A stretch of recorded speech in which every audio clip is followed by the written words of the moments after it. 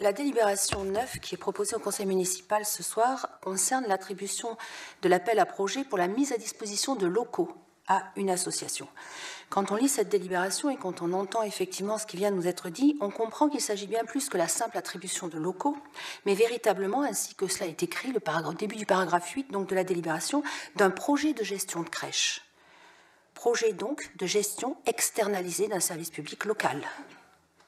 Or, il est établi qu'une convention d'occupation domaniale ne peut avoir pour objet de confier à un opérateur économique, quel qu'il soit, la gestion d'un service public, parce que c'est alors une délégation de service public qui sera attribuée après une procédure de publicité, de mise en concurrence, et moyennant l'existence de certaines obligations relatives à l'organisation et au fonctionnement de la crèche.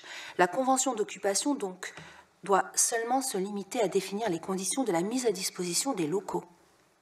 Il semble que la ville n'ose plus affirmer qu'elle demande à d'autres de s'occuper de ses petits habitants, de ses petits citoyens.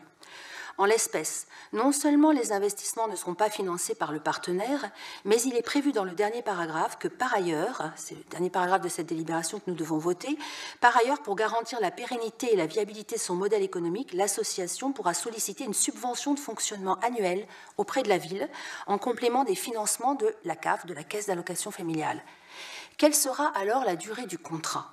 Et de quelle manière la collectivité va-t-elle pouvoir contrôler et surveiller l'activité ?